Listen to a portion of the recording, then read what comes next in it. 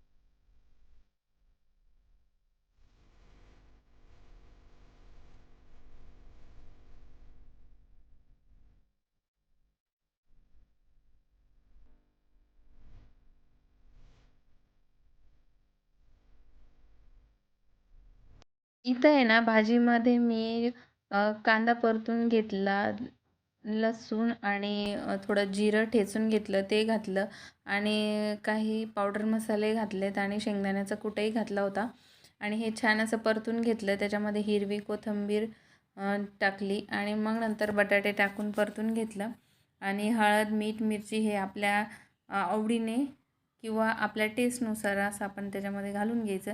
पण आहे ना आज बटाटे खाण्याची माझी काही इच्छा नव्हती आणि 2 भाज्याची करायची माझी काही हिंमत नव्हती. म्हणून मी काय केलं, बटाट्याची भाजी करून घेतली आणि त्याच्यामध्ये ना सोयाबीन वडा जो आहे ना तो मी अगोदर थोडा वेळ भिजत घातला आणि नंतर कढाईमध्ये टाकून त्याला आहे ना छान शिजवून घेतलं. थोडा वेळ अगोदर शिजायच्या अगोदर आहे ना ज्यावेळेस आपण भिजत घालतो त्यावेळेस 2-4 पाण्याने त्याला स्वच्छ धुवून घेतलं आणि नंतर शिजत घातलं. त्याच्यामध्ये थोडंसं मीठ घातलं आणि हळद घातली. त्याला छान असं 2-4 वेळेस उकळी येऊ दिली. तोपर्यंत तिकडं माझी बटाट्याची भाजी शिजून झाली होती आणि बऱ्यापैकी ती शिजत शिजत आली होती. त्यानंतर मी काय केलं, या कढईतले जे उकळलेले वडे होते ना याला कढईतून काढून घेतलं आणि नंतर त्या बटाट्यामध्ये टाकून दिले. जेणेकरून आहे ना बटाट्याची भाजी आणि हे दोन्ही एक सोबतच बनलं माझं आणि खायलाही छान लागलं. नंतर फटाफट याच्यासोबत खाण्यासाठी आहे ना मी चपात्या बनवून घेतल्या आणि सगळ्यांनी छान असं जेवण केलं.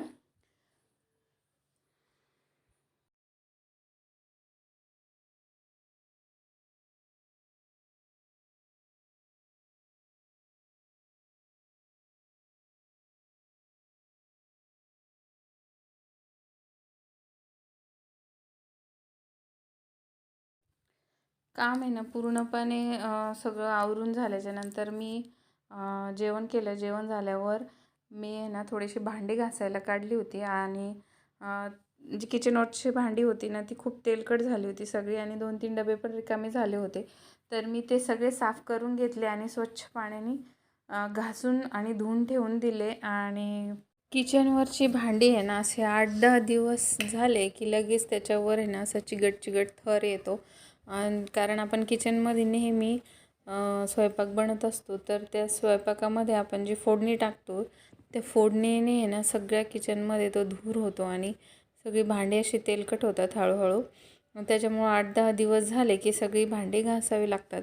पण आहे ना आता जसं उन्हाळा होता तर उन्हाळ्यामध्ये पाण्याची कमी होती त्यामुळं काही भांडे काही एवढे जास्त घासण्यात आले नाही. त्यानंतर पावसाळा लागला आणि बाहेर पाऊस असला की घरामध्ये भांडी ओली करायची काही इच्छा होत नाही.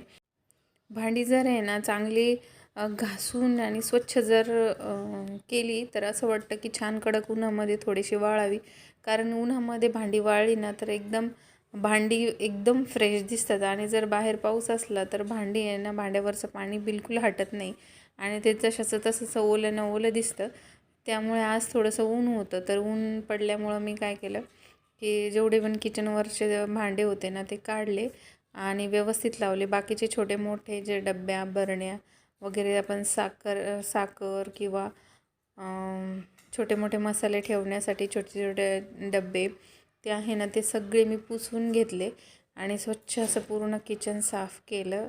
नुसतं किचन ओट्यावरचं पूर्ण साफ केलं आणि मग आहे ना रात्रीच्या स्वयंपाकाची तयारी केली. रात्रीच्या स्वयंपाकामध्ये ना आता भाजीला काय बनवावं हा प्रश्न होता. तर मी काय केलं फक्त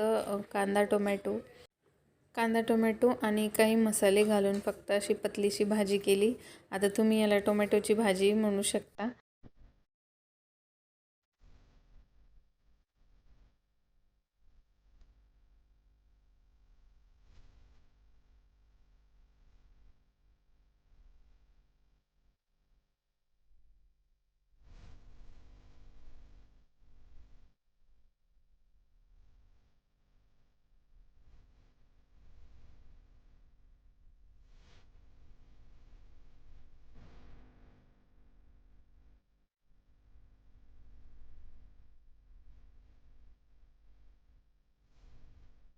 चला तर मग आजचा व्हिडिओ आपण इथेच संपवूया. आजचा व्हिडिओ तुम्हाला कसा वाटला हे नक्की सांगा. भेटू आपण अशाच नवीन एका व्हिडिओमध्ये. तोपर्यंत स्वतःची काळजी घ्या. Bye bye.